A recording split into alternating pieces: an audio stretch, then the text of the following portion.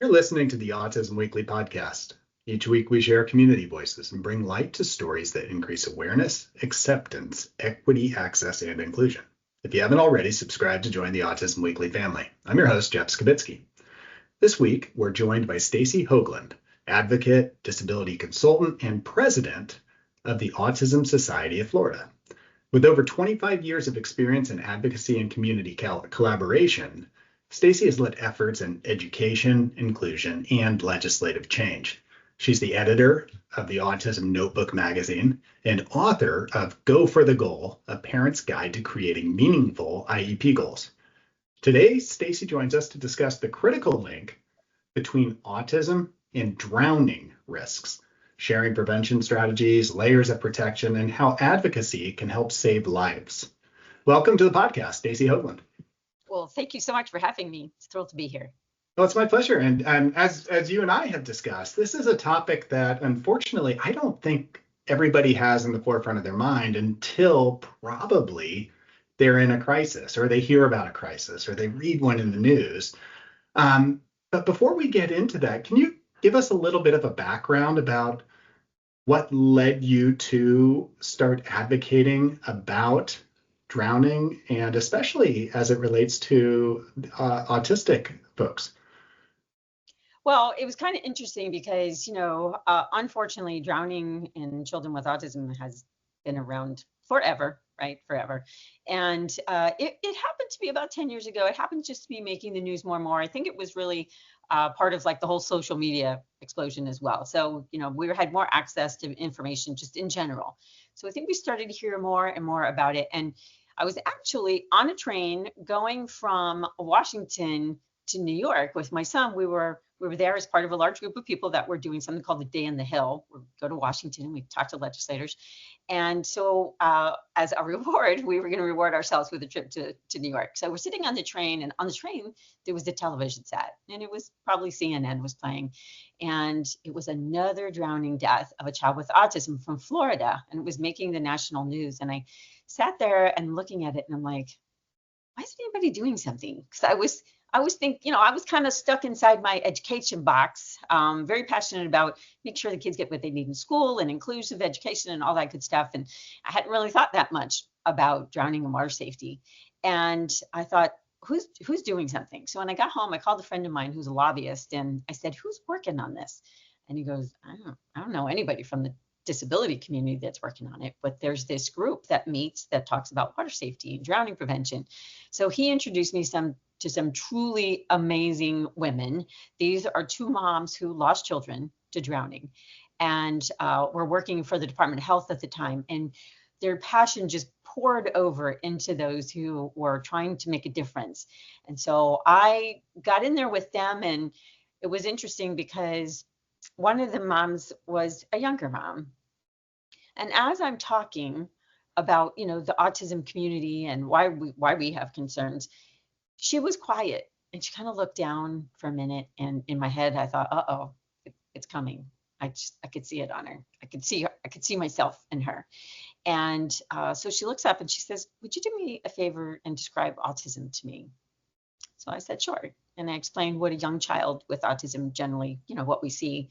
And she says, you know what? I think my son had autism, because what you described is exactly what he was like. And he just wandered out of the house one day and he died in our backyard pool. And that is how so many because most children in this country that die from drowning, they're the little ones. They're the 3-year-olds and younger. And those of us who live and breathe inside the autism community, we know that, well, even CDC will tell us that the average age of diagnosis is still 4.5, even though that makes me a little crazy.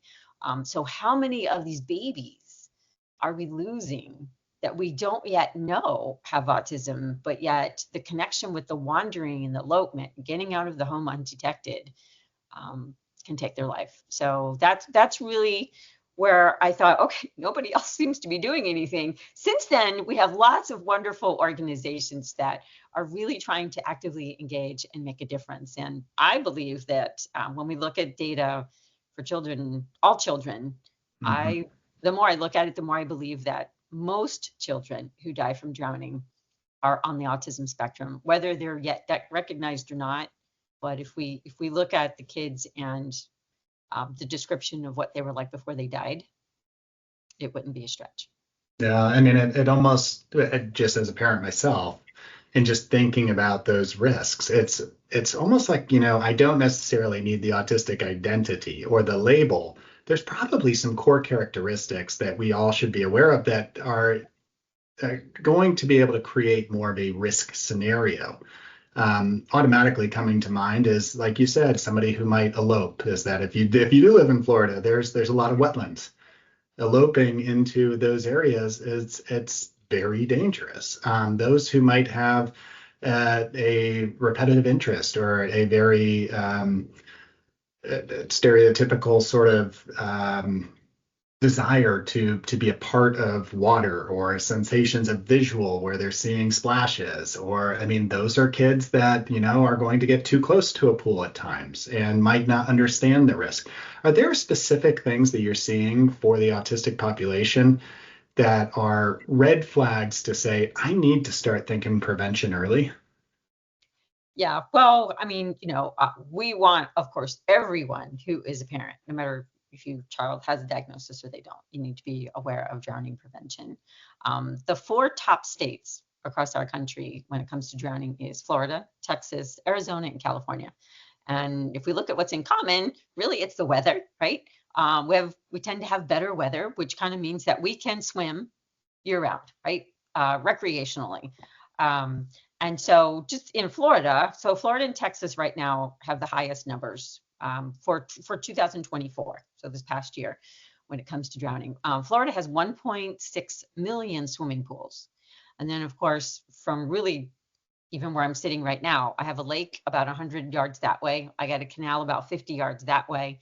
I have the ocean a couple miles away, and I have a swimming pool about 12 feet out this back door. So that my scenario where I am is extremely common throughout, people who live in the state of Florida. And so if we, Florida tends to do an okay job, not a great one. We are getting better when it comes to tracking and data gathering when it comes to looking at drowning and drowning prevention. And so the Department of Children and Families here, they tend to be our go-to when it comes to numbers. There's some issues there that we're dealing with internally on getting better at that, but it's pretty good, and it's pretty when a child dies, usually you'll see within about 48 to 36 hours, or 36 to 48 hours, you're going to see it documented there, which is open for the public to see. In the 105 children that we lost in 2024, which is an enormous number. Almost all of them, what it says, because there's a little blurb there and it will describe to you what happened. In almost all of them, it says the child got out of the home undetected. And when you are a parent of a child with autism, you know the drill. And it's interesting because there's some data that has been gathered by the NAA, the National Autism Association. They're really good at things that are related to health, safety, and stuff like that. So they have a research project that they did that says that 48% of children with autism have experience with wandering away from safety. While I greatly appreciate that we have that figure, I actually don't know a parent of a child with autism, not one, that hasn't had that moment, whether it's in your grocery store or your Home Depot or your Walmart or your park or your home, whatever, and you turn and they're not where you thought they were or where you last saw them. Much of that is because, they're kind of self-directed. It doesn't really cross their mind to be like, oh, Mom, Dad, I'm going to go over here. Okay, so I'll be back. If they want to go check something out, they go check something out. And so that is one of the reasons why we need to, like you mentioned before, those layers of protection, because we can't keep our eyes on our kids all the time. We got to make dinner. We got to do our laundry. We got to take care of our home, other children in the house. So there's other things that have to be done, but we need to set up other means of keeping our kids safe. And because, again, these kids are generally not going to be kids who are going to let you know that they're going to go outside. And you also mentioned about their propensity to water. When my son was little, we had a boat, and there's actually no quantifying what actually went off the side of the boat, because once it's gone, we would look around and go, what did he just throw off the side of the boat? Because he would be hanging his little body over the side, of course, with a life vest on, Mm-hmm. and grab whatever he could just to go like this and watch whatever it was hit and splash, because what the water does, nothing else does. There's no Mm-hmm. other type of experience that you can have that's going to have that immediate response. Because, right, if you're somebody who's looking for, you know, something to immediately happen, water is fabulous for that, because Mm-hmm. it's going to give you that. And plus, you know, the way it feels, the way it looks, the way the light hits it, and all that really cool sensory stuff, there's really nothing else like water. And for a person that either doesn't have any or has very limited knowledge, wisdom, experience with what's dangerous, Mm-hmm. you don't really know that something is dangerous. And if the day before they were in the pool with mom and dad and they were having a great time, the splashing, the laughing, just everything, it may not even cross their mind that they wouldn't have that same experience when they're out there by themselves and Yeah. there's nobody else around. Yeah, and that problem solving skill and the ability to be able to understand, like you said, safety awareness and to put to a delay to gratification and manage those impulses. Those are all things that are learned over time. And it's things that you don't always expect from a 2-year-old or a 3-year-old, especially those who are neurodiverse and learning slightly differently through the process. Those are hard skills to learn and adapt to. So, I mean, obviously, as for most parents who know that their children are going to be near water, they're going to want to teach them to swim, but that's not always immediately practical. And it doesn't stop that other component of what are they going to do at the moment? Are they going to make a choice where they then are in a flowing water or in a murky pond where, it's not as reliable and consistent, even if they know to swim?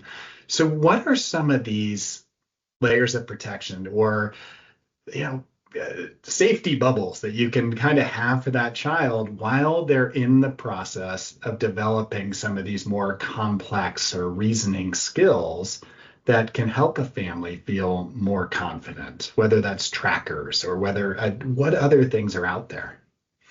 Well, definitely the biggest thing that we find just in general with parents is that no one ever thinks it can happen to them, right? So that is like the kiss of death, like literally. So you can't, unfortunately, you can't think that way, because especially if you have a kid who really seeks to be independent and really wants to go off and try new things on their own, you can't do that. Unfortunately, you have to kind of assume that they're going to be Houdinis, because many of them are, and that's definitely inside the autism community. You cannot underestimate your kid. I don't care what a school has told you their IQ is from an IQ test. You should never go by that. I have seen kids that, particularly schools, grossly underestimate a student, and that kid hacks into their school, computer system and does like amazing stuff. So you just can't ever think that if you have a lock on a door that your kid's not going to figure out how to get out that lock, undo that lock and Hmm. get out the door. They are very creative, very insightful. They are really good imitators. So even if you think they're not paying attention, you should never make that assumption. So for one, yes, we definitely want to make sure that children have swimming lessons.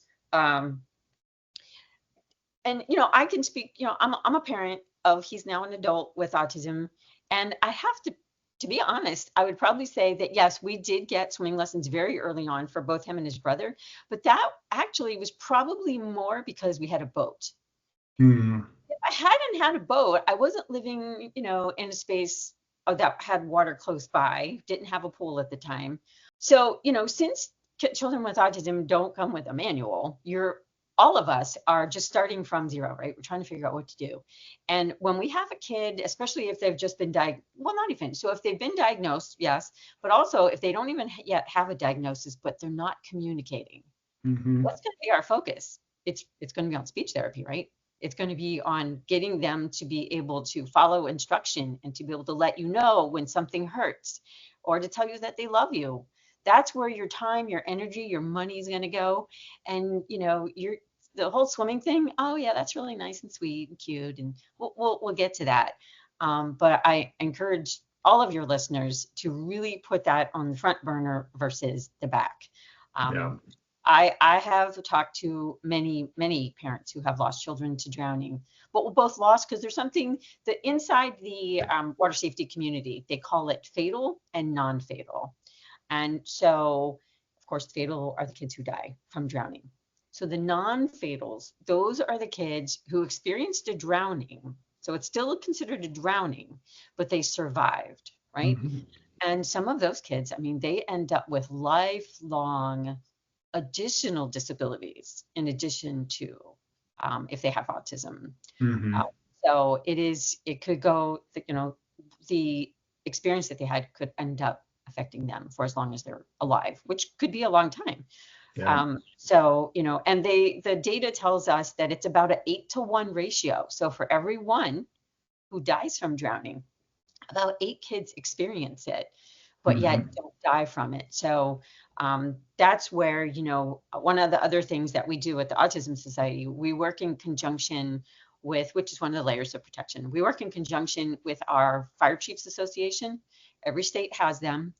And so we work with them and they provide CPR classes to our families. And within those CPR classes, yes, they teach them CPR, but they also talk to them about other emergencies. Like if your kid is choking, what do you do?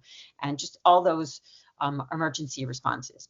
So we definitely want to have door alarms on your doors, especially if you have like those back door sliding glass doors.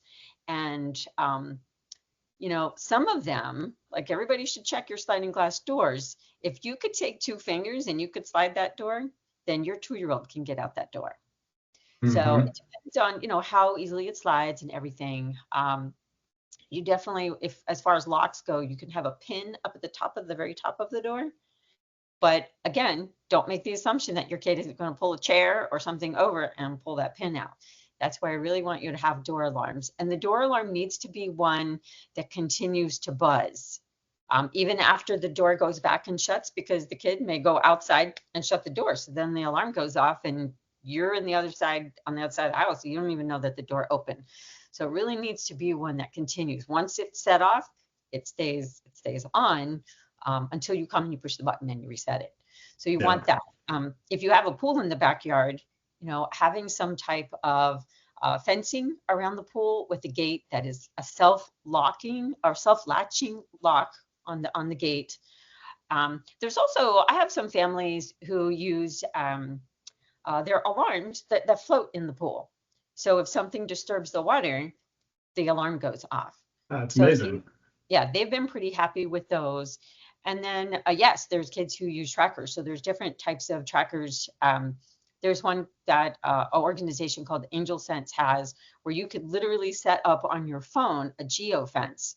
So if your kid goes out the front door, the back door, whatever, and you have the fence kind of set up that it's your home, you will immediately get notified on your phone. And, especially today's young parents, you guys are growing up with the phone. So we kind of expect the phone to be always with you because that's your generation. Yep. And so that something like that is also helpful. I even have some families that use like just Apple AirTags on their kids so that they know where their kids are. And that's both kids with and without disabilities. So there are many different options out there when it comes to different tracking devices. People can easily do a Google search for those and find the one that matches up with them the easiest. But definitely, making sure that, the one other thing I want to mention, we don't lose a lot of kids this way, but we sadly do. And some people are probably going to be shocked by this. We have situations where children drown in the pool with people around. So there's people, it's a party, people are drinking, eating, talking, socializing, and nobody's paying attention to the kids in the pool. And a kid dies. Mm-hmm. So we have something like we actually have make these tags. And so at a party, the person wears it. It's on a lanyard around your neck, and you are the water watcher. You're the designated water watcher. So during parties and festivities, making sure that, and it might be just 15 minutes. You guys take turns. Okay, you're the water watcher for these 15 minutes, and then you're going to do it the next, so that somebody is always monitoring what's going on in the pool, in the lake, and wherever body of water you are, because we all get kind of sidetracked and pay attention to different things. And up to 35 to 40% of people with autism have experienced a seizure during their life. Some of them, like my son, actually has epilepsy. It started when he was a teenager. So when he was young and we were doing the whole swimming thing, he did not. So his first one happened when he was 17, and they were very significant for a while. So we are very afraid of water in my house, Yeah. because if he's in the water, and he's an amazing swimmer, but if he's in the water, I mean, he could die just like that. Mhm. So being aware of that as well, and why we need water watchers and people that really have their eyes on the kids when they're in the water. And I mean, having that healthy fear, it's good. It's good to consciously be aware that all it takes is 1 minute. You don't have to live every second of your life with that fear, but it's just knowing that, I need to be conscientious about how I set up my environment. I need to know what might be a risk within my environment, and I'm protecting for that for anything that my child can't do on their own. Well, Um, let me just add one more thing. The other place um, that is truly devastating is the bathtub. mhm. Every single year in Florida, we lose a couple kids, not a lot, but because someone left their kids in the bathtub, and maybe they went to check maybe, I don't know, Amazon knocked at the front door. Maybe the phone rang. Maybe they went to get their phone. There's all types of, or maybe they just left and they thought the kids were fine because it's a bathtub. Children can Mhm. drown in 2 inches of water. So don't ever leave your children in the bathtub without you sitting right there. Yeah. And I mean, and you've been around this. You've heard the stories. You've been integrated into the lives of those who maybe have had these horrific experiences. Just even the data that you just gave, knowing that 8 to 1 is the non-fatal to fatal, and how much of a quality of life change those non-fatal drownings potentially could be causing for not just the person who went through the drowning, but their family and everybody involved, is that it changes so many different dynamics. One of the things that I always find interesting is that we have all of these cameras that we set up to protect from somebody stealing a package, or who's coming across my sidewalk. Is it my neighbor, or is it somebody I don't feel comfortable? Like, we have all this out there. It's become more affordable. And it's almost getting that ready planning beforehand. But you have to be aware first. Part of that is how is the community teaching these concepts, or making that you should be thinking of these as a new parent. What's the funding? What's the resources? Have you been involved in any of the legislative components that have added to that experience for families? Yeah, so the Autism Society of Florida, one of our biggest arms of advocacy is legislative advocacy. So we have, like, this year, our legislative session here in our state is 60 days a year. So we have a session every year. Not every state does, but we have one every year. And so one of the 4 items that we're going to be working on is related to drowning prevention. We see it as a public health crisis, because even if you look at COVID numbers, I mean, we're losing more children to drowning. And so it's a massive issue. I was part of, I guess it was about 2 years ago that we created the final. Well, I guess, it's about a year ago, I guess, we created the final plan. But the first time ever, there is a U.S. National Water Safety Action Plan. It's a mouthful. And so finally, because this is something new for our country, but Australia has done an excellent job at decreasing their drowning rates there.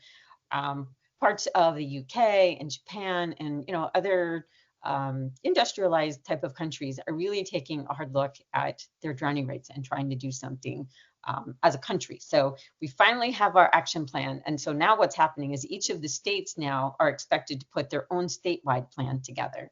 But it was interesting because during all those meetings that we had, many of the people participating were doctors, researchers, really analytical minded people. And one of the big deficits that we found was in data. We just don't have the accurate data. So when we talk about the fatals to non-fatals, that 8-to-1, that's like what you call a good guess, right? Because we don't have good data on that. And even in Florida, when we talk about that, there's the 105 children who died last year. Those are only children that were reported to the Department of Children and Families through what's called an abuse hotline. So it's basically abuse and neglect. And so that doesn't capture all children. That just captures those who went through there. So we know we have to kind of get better with that.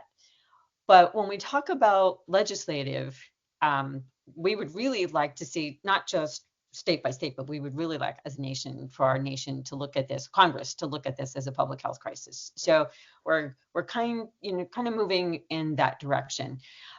We did last year in our state, we were able to get an appropriation. It wasn't near as what it needs to be. It was $500,000.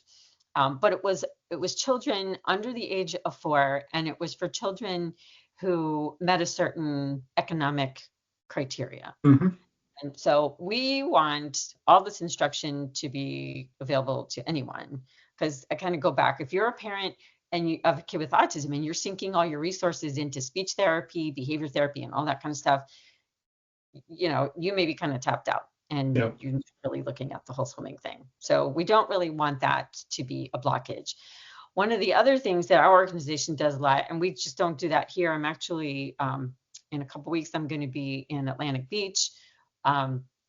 We do Atlantic City. We do presentations at water safety conferences across the U.S. And we train water safety instructors on how to teach kids with autism. Now, we're not teaching them how to teach kids how to swim, because they are swim instructors. So that side of it, they know. But as far as being able to work with our children, knowing how to communicate with them, how to read what their body language is telling you, how to prime them before they get to a swimming lesson where there might be whistles blowing and too many kids in the pool, and how to set up your environment for the best possible outcome if what we're hoping to do is teach a kid how to swim. So we train thousands of water safety instructors, both here in our state and across the U.S. So we continue to work on that. And it's so needed. I mean, in my mind always goes to, it takes a village. So it's taking a whole variety of resources. One of the common touch points for most young families is their pediatrician, or if they have a child who identifies autistic, it could potentially be their behavioral health team. It could be something like that. Where are those resources? Because I would imagine those touch points could be, hey, these are risk factors that you might not be thinking about that I should immediately be addressing and drawing attention to. Are those teams being collaborated with as well? They are, and I will say that there's a bit of resistance. So any of your audience members who are parents of kids with autism, I would bet that most of you guys had the same experience I did, and meeting those early years. You something is up, right? Something's up. You don't know why your kid's doing what they're doing or not doing what you think they should be doing. So you go to your pediatrician. Pediatrician says, "Oh, give him more time. He's a boy. Don't compare it to a sibling. Oh, just give a little bit more time." And, I heard that 26 years ago, and people are still hearing it today. So, we have been advocating for a long time, our organization, on pediatricians, and really pushing them really to start, even if you don't have to tell the parent there's a the big A word. What you can say is, yeah, you know what, I did the screening and they're not making as much progress as I would hope that they'd make. So I'm going to refer you on. Just refer them on to other people who can do additional screenings. Really, that's what we're looking for. So we've been working with the American Academy of Pediatrics on that, but it is a slow moving wheel. And we find the same thing when it comes to drowning. I was speaking at a conference a couple years ago. I think it was in Colorado, and there was a mom in the audience, and there was a pretty big deal from the American Academy of Pediatrics there. He was standing at the front of the room, and there was a mom in the room who had a daughter who had Down syndrome. And she said her daughter had died, and she was in a pool.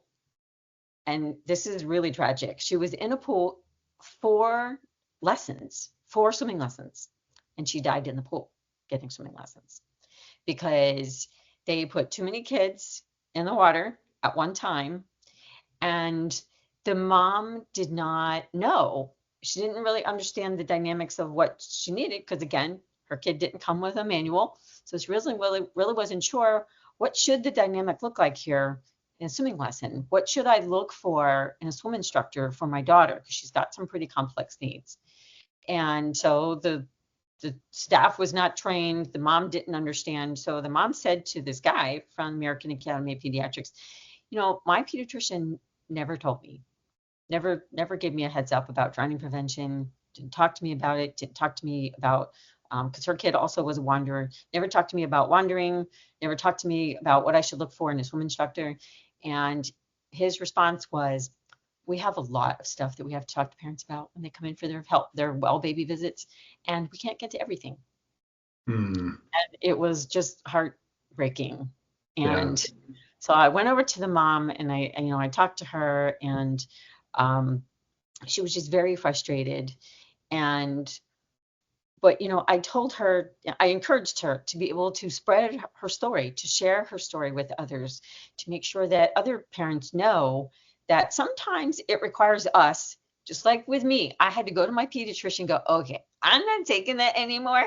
So I need you to send me on to somebody else. Who are you going to send me to? Because this wait and see stuff is not working. And unfortunately, people need, and it's sad for me to say this as a parent, as an advocate, but we have to push. We just do. Yeah.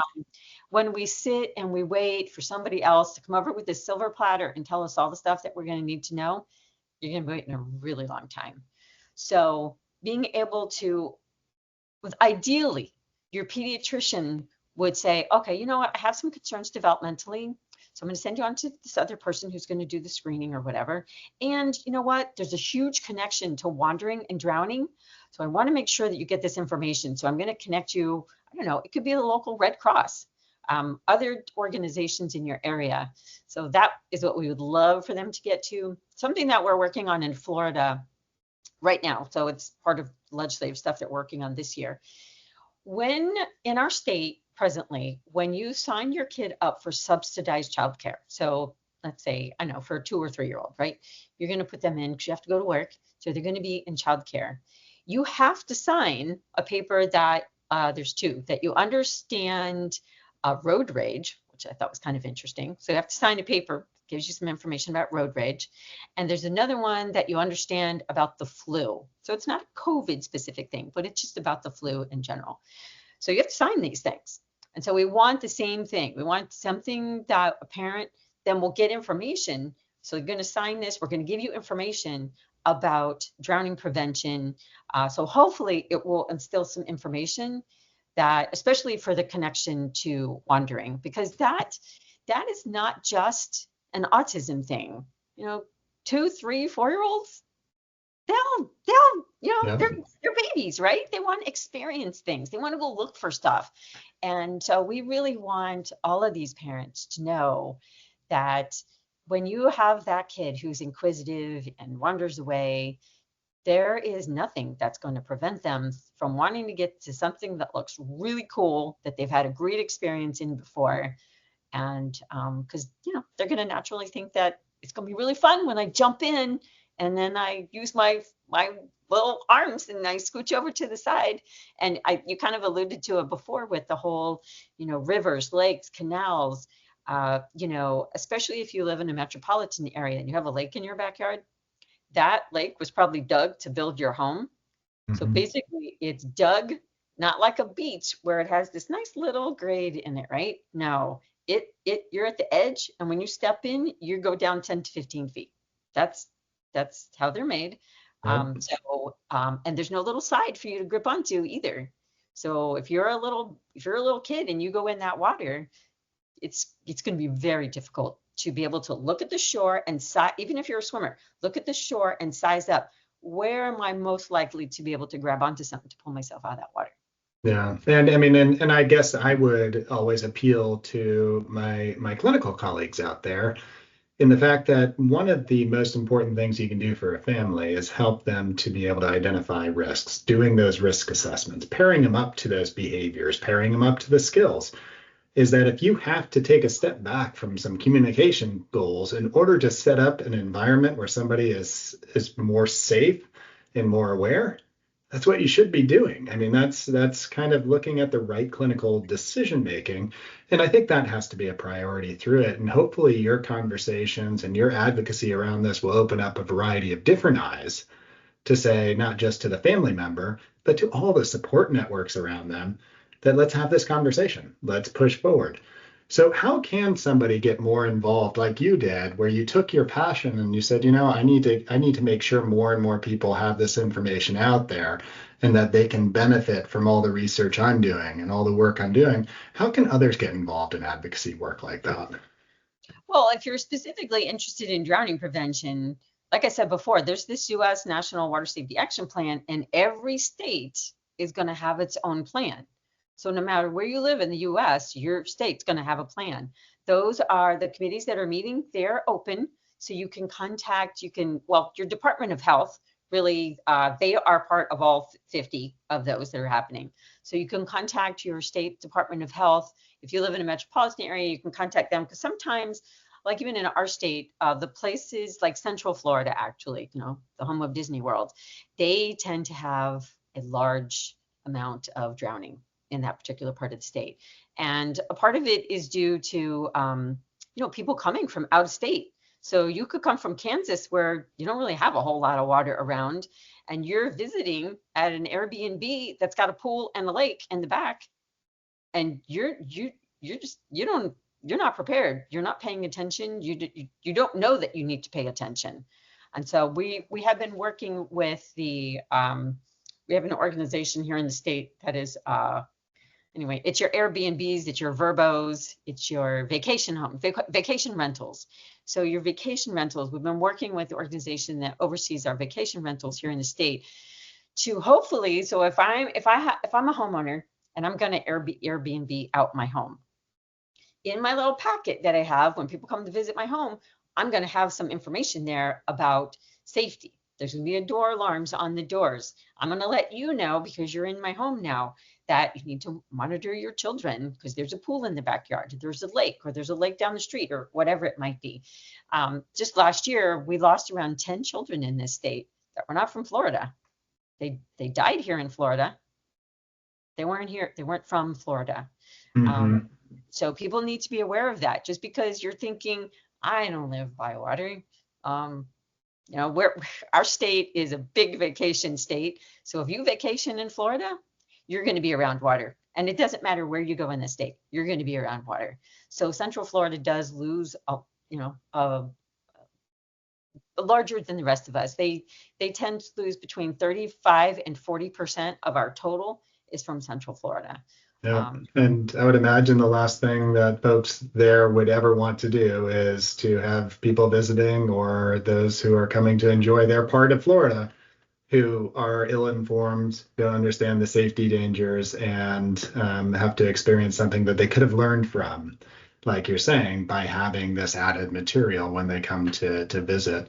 But Stacey, I appreciate you giving us your time today, the information that you were able to share, and all the advocacy you're doing around this subject. I think that it's a very important topic that maybe doesn't get enough airplay, and I'm glad that we had this conversation today.